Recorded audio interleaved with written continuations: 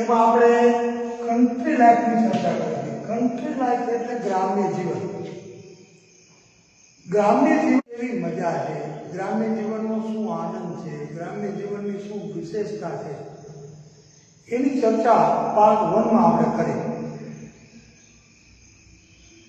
એમાં આપણે ચર્ચા કરી કે ગામડામાં ક્લીન એર, ચોખ્ખી હવા મળે, ચોખ્ખો ખોરાક મળે, ચોખ્ખું પાણી મળે, પોલ્યુશન રહિત, પ્રદૂષણ રહિત જીવન મળે, પરિશ્રમનો મહિમા પ્રત્યક્ષ સમજવા મળે. ઘણી બધી ગ્રામ્ય વિસ્તારમાં રહેવાની, ત્યાં જન્મ લેવાની, ત્યાં મોટા થવાની મજા છે. હૃદયની ચિત્તની નિર્મળતા અને હૃદયની શુદ્ધતા મળે, બધું શુદ્ધ મળે અને માણસ ઇનોસન્ટ લાઈફ જીવે અને વર્ષો સુધી એનું કુતૂહલ ગામડામાં જળવાય. તે શહેરી વિસ્તારમાં રૂપિયા રળવાની દોટમાં ઘણું બધું ભૂલાઈ જતું હોય છે. તો આજે આપણે હવે કાર્યને ભણવું છે. આ પાર્ટ 2, આજનો આપણો આ ટાસ્ક છે એ પાર્ટ 2 ભણવાનો છે. તો આ કાર્યની અંદર ખાસ હું કાવ્યની શરૂઆત કરું, કાવ્યને ભણાવું, એમાં ખેડૂતના જીવનની વાત છે. How is farmer's life in a village? How does farmer live his life?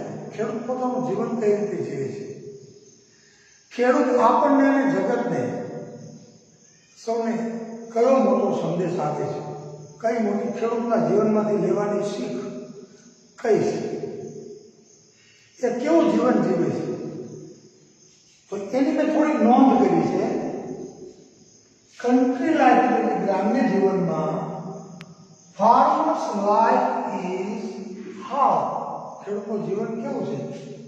તો full of joy and peace. Full of joy and peace. એના જીવનમાં નિર્મળ આનંદ અને શાંતિ છે. આ દુનિયાની જે હેક્ટિક લાઈફ છે ને, દોડધામ ભર્યું જે જીવન છે, એનાથી છેટો છે, એનાથી દૂર છે. શાંત એના જીવનમાં બ્રેનથી, હૃદયથી, જે રીતે ગણો એ રીતે એનું જીવન શાંતિથી ભરેલું છે. Peaceful life, peaceful and blissful and cheerful life every farmer has. આનંદ છે. His life is full of joy and peace, or we can say peaceful and blissful moments. જગતની ચિંતા કર્યા વગર જીવે છે, પોતાનામાં મસ્ત રહીને જીવે છે. પહેલા તો farmer's life is full of joy and peace. બીજું, they really enjoy the real beauty of life in the lap of nature. Lap of nature એટલે પ્રકૃતિના ખોળે. જે ખેડૂતો છે એ જીવનની સાચી સુંદરતા માણે છે. કુદરતના ખોળે જન્મે છે અને દિવસના કુદરતને 24 કલાક આપ્યા છે બાળકો, એમાંથી મોટા ભાગના કલાકો He spends in the lap of nature. એ કુદરતના ખોળે ગાળે છે, પ્રકૃતિ નીચે જીવે છે. વૃક્ષોની વચ્ચે, નદીઓની વચ્ચે, પહાડોની વચ્ચે, સૂર્યપ્રકાશની નીચે એ પ્રકૃતિમય જીવે છે. અને જે માણસ પ્રકૃતિમાં જીવે, પ્રકૃતિની નજીક રહીને જીવે, એ માણસના જીવનમાં શાંતિ અને સુખ ખરેખર હોય. જેટલો માણસ પ્રકૃતિથી, નેચરથી વિમુખ થાય, જેટલો પ્રકૃતિથી દૂર થાય અને વિકાસ સાધવાની કોશિશ જ કર્યા કરે, એ માણસના જીવનમાં કદાચ અઢળક સંપત્તિ આવી જાય, પણ પીસ ઓફ માઇન્ડ અને જોય ઓફ માઇન્ડ છે એને ક્યારે ન મળે. પેલા રૂપિયા અઢળક એકત્ર કરે અને પછી મનની શાંતિ માટે દોડે, પણ જગતનો તાપ એવો જે ખેડૂત છે એને કદાચ અઢળક સંપત્તિ મળે કે ન મળે, પણ કુદરતનું સાનિધ્ય એને સતત મળે છે. ગામડામાં ઘરે હોય, શેરીમાં બેઠા હોય, ખુલ્લી હવામાં, ફળિયામાં, પછી વાડીએ કે ખેતરે ગયા હોય, ત્યાં શેઢે બેઠીને જમવાનું. એ સિવાય હવે તો ટ્રેક્ટર ને બધું આવી ગયું છે, આધુનિક ખેતી આવી ગઈ છે. ઢાંડા સાથે વ્યવહાર, એ હળ લઈને સવારમાં નાય ધોઈ સિરાવી અને વાડીએ વહી જવાનું. એ છે સૂર્યોદયથી લઈ સૂર્યાસ્ત થાય ત્યારે ઘરે આવે. ઘરે આવીને જીવન કેવું? સાદું ભોજન લેવાનું, નાવા ધોવાનું, મિત્રો સાથે સાવ નિર્દોષ વાતો કરવાની, મોટે બેસીને કોઈની ખણખોટ નહીં, કોઈની ટીકા નહીં, કોઈની ઈર્ષા નહીં, આડી અવડી નહીં. અને પોતાના ઢોર ઢાંકર હોય એને વાડામાં પૂરવાના, બાંધવાના, દોવાના, અને આખો દિવસનો પરિશ્રમ કરીને એટલા બધા થાકી ગયા હોય ફક્ત પથારીમાં પડે એક જ ઊંઘે સવારે, એવી મીઠી ઊંઘ માણે. અત્યારે આપણે જોઈએ છીએ સૂવા માટે દવા નીકળા લેવા પડે, એને ક્યારે ન લેવા પડે. પથારીમાં પડે અને મીઠી નીંદર આવી જાય. એનાથી મોટું સુખ કયું હોય? એનાથી મોટી શાંતિ કઈ હોય? એનાથી મોટો આનંદ કયો હોય? નિષ્કપટ જીવન, નિર્દોષ જીવન, પ્રકૃતિના ખોળે જીવવાનું. અને જિંદગીની ખરી સુંદરતા આ જ છે. જે પ્રકૃતિથી વિખોટો પડે છે, જેટલા માણસો પડ્યા છે, પડી ગયા છે, એ અંદરથી દુઃખી છે. એટલે આપણા ખેડૂત ભાઈ or farmers, I am not talking about the farmers of our region only. Farmers from any part of the world, they are living peaceful and happy life, pleasant life. ખેડૂતના જીવન પર જ કવિતા છે આખી આવડિયા. એટલો વાત કરું છું. અને ત્રીજો મુદ્દો લીધો છે મેં, they make us all understand the importance of labor in life. આ સૌથી મોટી વાત. તમામ જગતના તાર ખેડૂતો દરેકને, મને તમને, આપણને સૌને, આખા દુનિયાને જીવનમાં પરિશ્રમનું મહત્વ કેટલું છે. શારીરિક તંદુરસ્તી જાળવવા માટે, જીવનમાં વિકાસ કરવો હોય, તમારે આગળ વધવું હોય, તમારે સ્વાભિમાનથી અને સન્માનથી જીવવું હોય, તો તમારે પરિશ્રમી બનવું પડે. આવો મોટો મેસેજ ખેડૂત એના પ્રત્યક્ષ જીવનથી આપણને આપે છે. એને પ્રકૃતિમાં જીવવા મળે છે, આનંદ છે, શાંતિ છે. કદાચ રાજા રજવાડા ન હોય એવી મનની શાંતિ જગતનો તાત કિસાન ભોગવે છે. અને જીવનમાં એ પરિશ્રમ કરે છે અને કાંઈક મેળવે છે. શ્રમ કરીને કશું મેળવે છે, એનો પણ એક નશો અને આનંદ છે કે મારી મહેનતનું હું ખાઉં છું અને દુનિયા આખીને ખવડાવું છું. તો એકદમ રિસ્પેક્ટફુલ લાઈફ ખેડૂત જીવે છે, સ્વમાનભેર જીવે છે, માથું ઊંચું રાખીને જીવે છે. અને આપણને શીખવે છે કે તમે પણ શ્રમ કરો, શ્રમનો મહિમા સમજો. પરિશ્રમી હંમેશા જિંદગીમાં કશું પામે છે. આપણે ગુજરાતીમાં 9મા ધોરણમાં કાવ્ય આવે છે કે કામ કરે જીતે રે મનવા, કામ કરે જીતે. અત્યારે 9મા ગુજરાતીમાં આ કાવ્ય છે. એમાં આવે છે કે આવડો મોટો મળતો આપણો બદલે બીજી કઈ રીતે, કામ કરે જીતે રે માલમ, કામ કરે જીતે. અંગ્રેજીમાં એક કહેવત છે, treasure of pleasure is not in leisure but in labour. પરિશ્રમનો ખજાનો, ને સુખનો સાચો ખજાનો, treasure of pleasure is not in leisure. Leisure એટલે આળસ. ટ્રેઝર ઓફ પ્લેઝર એટલે આનંદનો ખજાનો આળસમાં નથી તો શેમાં છે? Treasure of pleasure is not in leisure but in labour. પરિશ્રમમાં છે. પરિશ્રમ એ જ પારસમણી. એ ગુજરાતીની આપણે બહુ પ્રસિદ્ધ કહેવત છે. સિદ્ધિ તેને જઈ વરે જે પરસેવે નાય, ઉદ્યમેની સિદ્ધ્યંતિ કાર્યાણી. આ સંસ્કૃતમાં, ગુજરાતીમાં, અંગ્રેજીમાં, હિન્દીમાં બધી પરિશ્રમનો મહિમા ગાંધી કહેવતો અને સ્લોગન્સ બધા ઘણા બધા છે. એ ખેડૂતોએ આપણને પોતાના પ્રત્યક્ષ જીવનથી સમજાવે છે કે હું રોજ કરું છું, આ પરિશ્રમ કર્યા વગર મને ચેન પડતો નથી. હું શ્રમ કરું, મહેનત કરું અને ખાઉં છું અને આખી દુનિયાને ખવડાવું છું. તો મહેનતનું ફળ હંમેશા મીઠું હોય છે. આવો મોટો સંદેશ ખેડૂત પોતાના પ્રત્યક્ષ જીવનથી આપણને આપે છે. એવી સરસ મજાની આ કવિતા યુઝફુલ પ્લા એને આપણે આજના આ તાસમાં સમજવી છે. હવે તમારું પાઠ્યપુસ્તક ખોલો એટલે હું કવિતા સમજાવું. પહેલા હું કવિતાનું પઠન કરું છું. શું બાળકો, જે કવિતા ગાઈ શકાય એને ગાવાની હોય. બધી જ કવિતાઓ તમે ગાઈ શકો નહીં. જેને ગાઈ ન શકાય એને અંગ્રેજીમાં રિસાઇટ કરી શકાય. We can recite. It is called recitation in English. પઠન, કવિતાનું પઠન કરીને પણ કવિતાનું સરસ મજાનું યોગ્ય ઉચ્ચાર સાથેનું પઠન કરીને આવી આપણે કાવ્યને સમજી શકીએ અને માણી શકીએ. તો હું શરૂ કરું છું. પહેલા પઠન તમે શાંતિથી સાંભળો. 2 સ્ટાન્જા છે.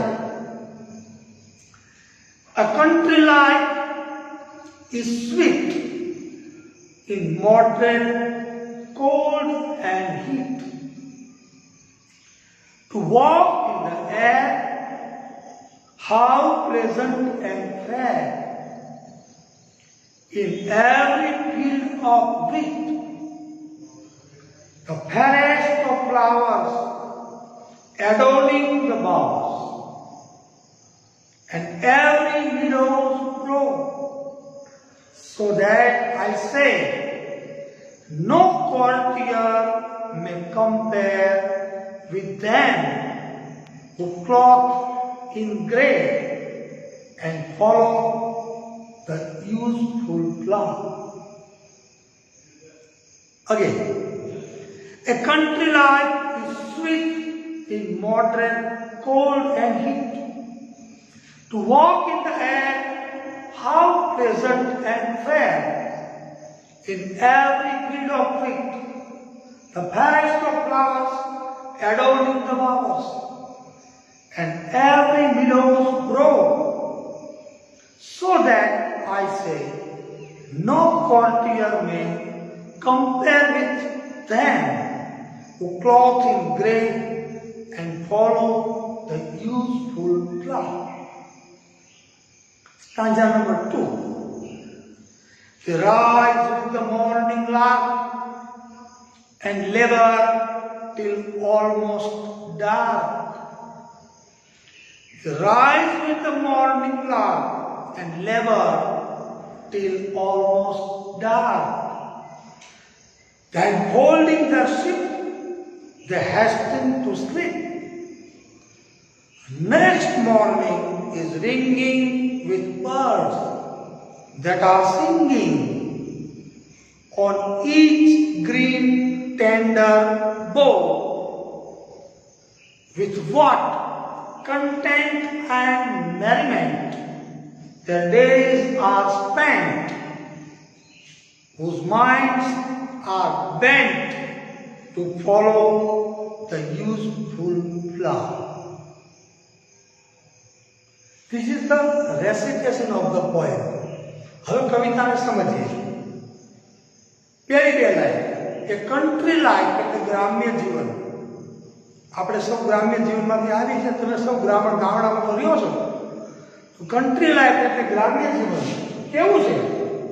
એ કન્ટ્રી લાઈફ ઇઝ સ્વીટ. ગામડામાં જીવાતું જીવન, ગ્રામ્ય જીવન મધુર છે. શું કામ? In moderate cold and heat. ગ્રામ્ય વિસ્તાર એવો છે ત્યાં મોડરેટ એટલે પ્રમાણસરનું, ત્યાં પ્રમાણસરની ઠંડી અને પ્રમાણસરની ગરમી, અનુકૂળ વાતાવરણ માણસને જીવવા માટેનું ગ્રામ્ય વિસ્તારમાં હોય છે. એવું ગ્રામ્ય જીવન કે જ્યાં ઠંડી અને ગરમી, ઠંડુ અને ગરમ વાતાવરણ યોગ્ય માત્રામાં હોય છે. A country life is sweet in moderate cold and heat.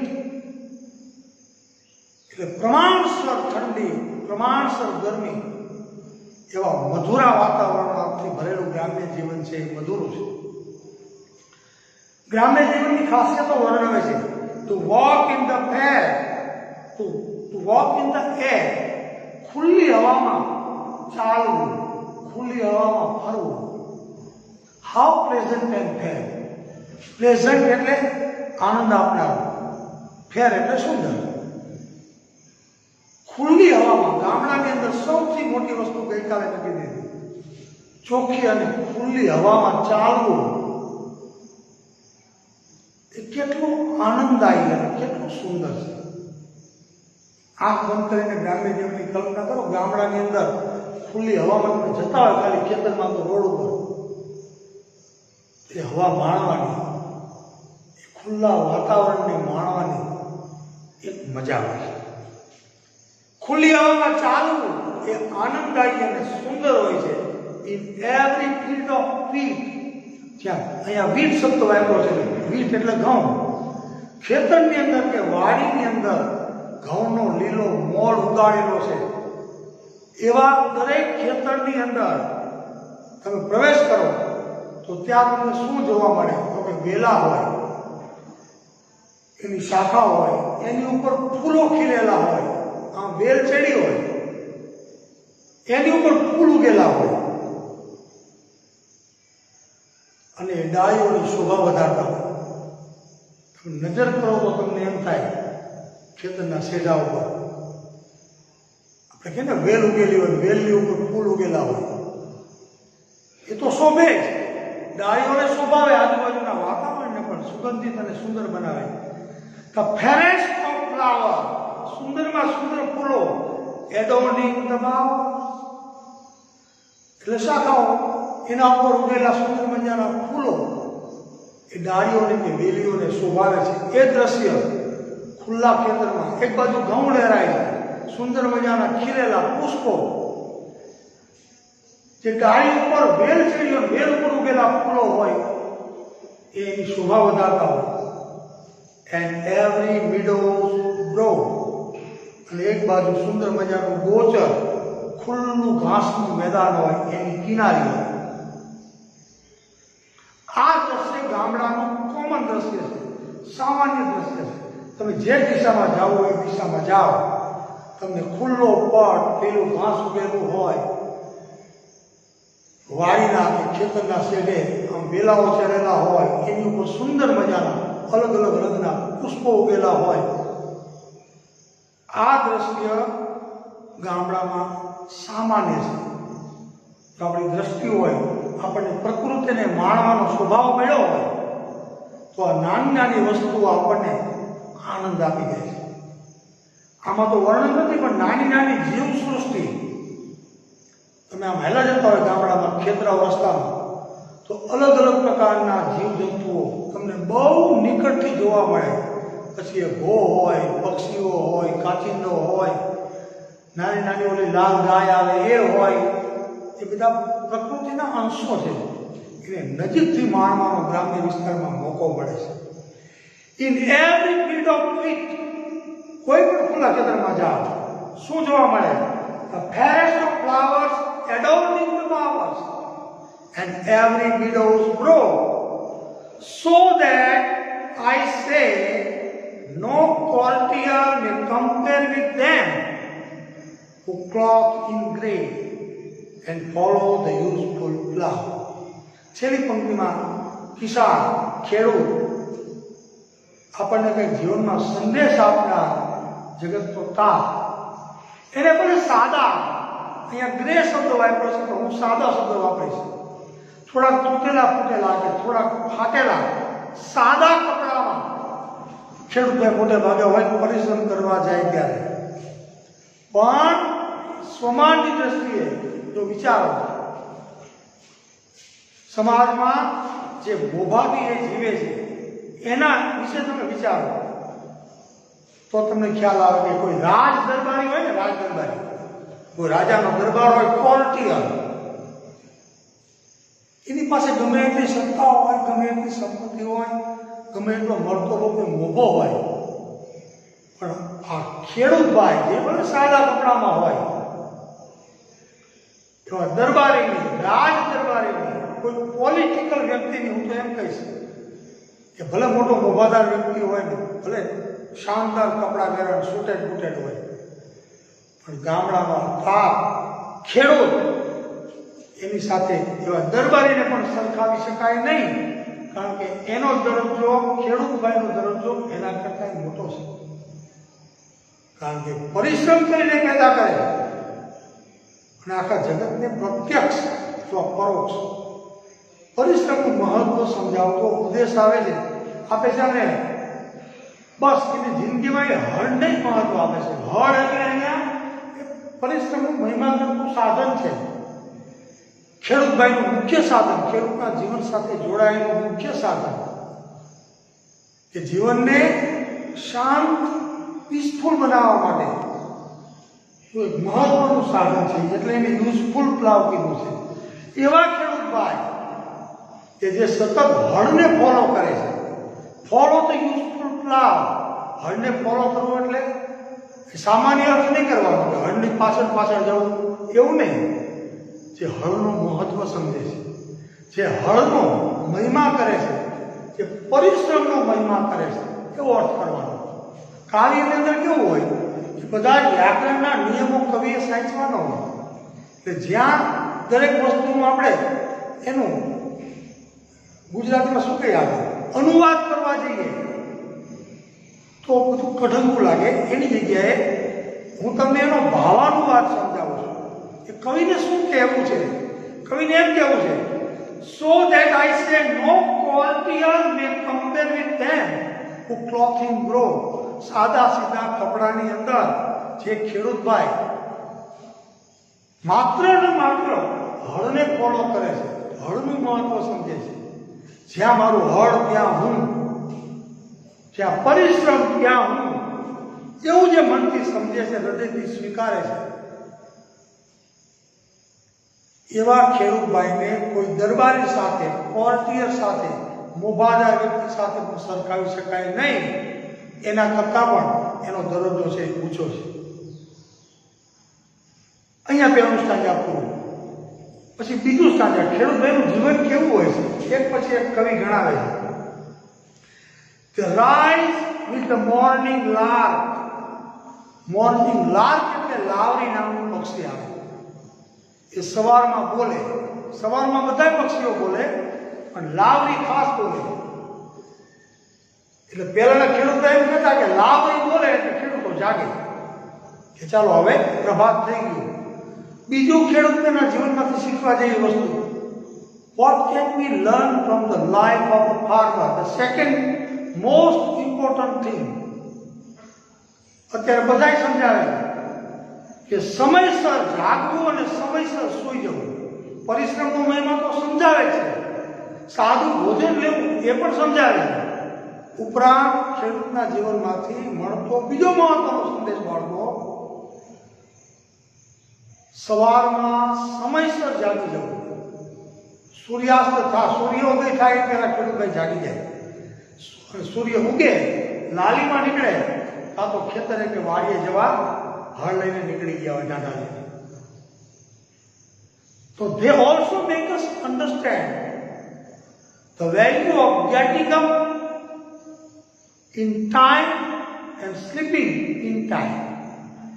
આખો દિવસ જો સમયસર ઉઠી જાય, ખેતરે જાય, આખો દિવસ પરિશ્રમ કરે, સાંજે આવીને સાદો ખોરાક લે, 10-15 મિનિટ એના મિત્રો સાથે થોડી ગમત કરે નિર્દોષ, અને તરત સૂઈ જાય. સમયસર સૂઈ જાય, સમયસર જાગે અને પરિશ્રમ કરે. આ જીવનની બહુ મહત્વની વસ્તુઓ છે.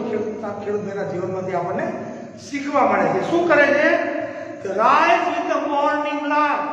સવારે લાર્ક એટલે લાવરી નામનું પક્ષી બોલે અને ખેડૂતો જાગી જાય. And labour till almost dark. અને રાતે સાંજે આપણે અંધારું થઈ જાય, સૂર્યાસ્ત થઈ જાય, સૂર્યોદય થાય ત્યારે જાય અને સૂર્યાસ્ત થાય ત્યાં સુધી પરિશ્રમ કરે. આખો દિવસ તડકામાં પણ પરિશ્રમ કરે. They rise with the morning lark and labor till almost dark. હા, અંધારું થઈ જાય કે દેખાતું બંધ થાય ત્યાં સુધી એ પરિશ્રમ કરે. પછી શું કરે? ઘરે આવીને then folding their sheep they hasten to sleep. પોતાના ઘેટા, અહીંના આપણા ખેડૂતો પાસે ઘેટા ન રહે, પણ બધા આ વિદેશના કવિએ કવિતા લખી હોય એટલે ત્યાંના જે ખેડૂતો છે કદાચ વાડા રાખતા, આપણે ભરવાડ રાખે અને પોતાના ઘેટા રાખતા હોય, એ ઘેટાને એના વાડામાં પૂરી દે સમય થાય એટલે સાંજે, and they hasten to sleep. અને ઉતાવળથી ઝડપથી વહેલામાં વહેલા સૂઈ જાય, એટલે વહેલા જાગી જાય. વહેલો સૂવે એ જ વહેલો જાગે. Then folding their sheep they hasten to sleep. પોતાના ઘેટાઓને વાડામાં પૂરવાની વ્યવસ્થા કરી અને ઝડપથી સૂવા જાય છે. ફરી પાછા next morning is ringing with birds that are singing. વળી પાછી સવાર પડે અને સવાર કેવી પડે? પક્ષીઓના મધુર ગાનના અવાજ સાથે, પક્ષીઓના મીઠા કલરવ સાથે પાછી બીજી સવાર થાય. Next morning is ringing with birds that are singing. આજનો દિવસ પૂરો થયો, વળી બીજી સવાર આવે અને વળી પક્ષીઓનું ગાન ચાલુ હોય અને સવારનું વાતાવરણ ગ્રામ્ય વિસ્તારનું કેવું હોય, જે ખેડૂત રહે છે એનું વર્ણન છે. Next morning is ringing with birds, પક્ષીનો ગણગણાટ, ધેટ આર સિંગિંગ. એટલે ગુજરાતી એનું ભાષાંતર, એનો ભાવાનુવાદ એવો કરવાનો, પક્ષીઓનું ગાન એના સાથે સવાર પડે છે. ગામડાની સવાર બહુ મધુરી હોય. એક તો વાતાવરણ શાંત હોય, પ્રદૂષણ ન હોય, આજુબાજુ વૃક્ષો હોય, એની ઉપર એક ધારા પક્ષીઓ, અલગ અલગ પ્રકારના પક્ષીઓ શોર બકોર કલરવ કરી મૂકે, આપણને જાણે કે સંદેશ આપે કે જાગો, અમે જાગી ગયા છે. પક્ષીઓ સમયસર સૂવે અને પક્ષીઓ સમયસર જાગી જાય. એમ બીજે દિવસે સવારે પાછી પક્ષીઓના કલરવ સાથે બીજી સવાર આવે છે. પછી વાતાવરણ કેવું છે? On each green tender bough, જેટલા આજુબાજુના વૃક્ષો હોય એ વૃક્ષોની નાની નાની નાજુકડી ડાળી ઉપર બેઠેલા પક્ષીઓ સવારમાં કલરવ કરે છે, ગીતો ગાય છે. With what content and merriment their days are spent. આવા જ આનંદ સાથે, આવા જ સંતોષ સાથે પક્ષીઓનું જીવન જેવું છે એવું જ ખેડૂતોનું છે, એમના દિવસો વીતે છે. Whose minds are bent to follow the useful plough. જેવી શાંતિ, જેવો આનંદ, જેવો સંતોષ આ પક્ષીઓના જીવનમાં છે. જે પક્ષીઓ સંતોષ અને આનંદ, નિર્દોષ આનંદ સાથે પોતાનું જીવન વ્યતીત કરે છે અને માત્ર ને માત્ર મોજ કરે છે, કાંઈક એવી જ રીતે ખેડૂતોના જીવન પણ વીતે છે. કેવા ખેડૂતોના જીવન? whose minds are bent to follow the useful plough. કે જેના મગજ હંમેશા પરિશ્રમ કરવા તરફ જ ઢળેલા છે. જાગે ત્યારથી તે શું કરે છે? they try to follow the useful plough. એને હળ દેખાવા લાગે છે કે ચાલો જલ્દીથી વાડીએ પહોંચી જાઓ, જલ્દીથી ખેતરે પહોંચી જાઓ, જલ્દીથી પરિશ્રમ શરૂ કરી દો. એક એક ક્ષણે, જીવનની એક એક ક્ષણને ખેડૂતો માણે છે, પ્રકૃતિના ખોળે જીવે છે. પક્ષીઓ જેવી રીતે સવારમાં આનંદ કરે છે, મોજ કરે છે, નિર્દોષ મોજ કરે છે. નાની નાની વૃક્ષોની ડાળી ઉપર બેસીને, નાજુક ડાળી ઉપર બેસીને ખુલ્લા ગળાથી પોતાનો અવાજ કાઢે છે અને આનંદ વ્યક્ત કરે છે. એને કાંઈ મેળવી લેવું નથી પક્ષીઓને. The birds don't want to get anything. જે મળે એમાં આનંદ, પક્ષીઓના જીવનમાં જે મળે એમાં આનંદ. ચણ મળે તો આનંદ, નિર્દોષતાથી એક વૃક્ષથી બીજા વૃક્ષે, from one tree to another, ઉડવાનું, પ્રકૃતિને માણવાની, પ્રકૃતિનામાં રહેલા વૃક્ષોના ફળ ખાવાના, અને સાંજ પડે એટલે પાછું વિશ્રામ, સૂઈ જવાનું, સવારે પાછું એ જ આનંદ સાથે જાગવાનું અને એ જ પ્રકૃતિની ગોદમાં એ જ મોજ કરવાની. આ પક્ષીઓનું જીવન છે. આવું જ કાંઈક જીવન ફાર્મર છે, એટલે ખેડૂતોનું છે. ફરી વખત વાંચું છું. Next morning is ringing with birds that are singing on each green tender bough. With what content and merriment their days are spent, whose minds are bent to follow the useful plough. હવે બાળકો rhyming words જે કાવ્યમાં છે, ઓલી વખતે આપણે મેં કીધું કે આ કાવ્યમાં રાઇમિંગ વર્ડ્સ કયા કયા છે. રાઇમિંગ વર્ડ્સ એટલે શું? રાઇમિંગ વર્ડ્સ એટલે શું? ફટાફટ આપણે નોંધી લઈએ.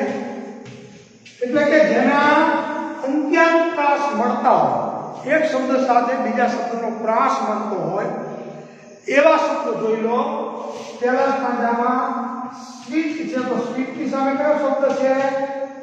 તો કે બીટ. સ્વીટ અને બીટ નો પ્રાસ મળે છે. ત્યાર પછી જો જેટલા શબ્દો નોંધી શકો છો, મે અને એની સામે શબ્દ મળે છે ગ્રે. મે અને ગ્રે. બીજા સ્ટાન્જામાં તમે જાઓ, સ્વીટ અને બીટ હજી એક પ્રાસ મળે છે હીટ, અને હીટ ની સામે પ્રાસ મળે છે વીટ. હીટ અને વીટ. બીજા સ્ટાન્જામાં લાલ, એની સામે કયા શબ્દનો પ્રાસ મળે છે? ડાર્ક. લાલ તો ડાર્ક. પછી શીપ, શીપ નો પ્રાસ મળે છે સ્લીપ. ત્યાર પછી શબ્દ જુઓ, સિંગિંગ અને રિંગિંગ. સિંગિંગ સાથે રિંગિંગ નો પ્રાસ મળે છે. રિંગિંગ અને સિંગિંગ. ત્યાર પછી જો બાળકો સ્પેન્ટ અને બેન્ટ.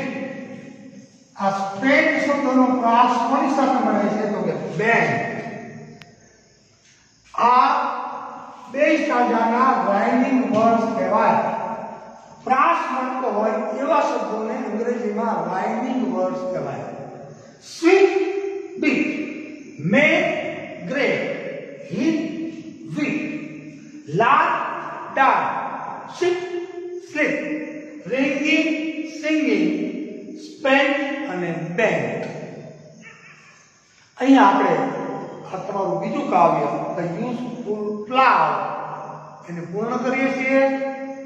તમને સારામાં સારી રીતે સમજાવવાનો પ્રયત્ન કર્યો છે. આશા રાખું તમે શાંતિથી વિડીયો જોજો અને કાવ્યને સમજવાનો પ્રયત્ન કરજો. તમને આવડી જશે. આજના તાસમાં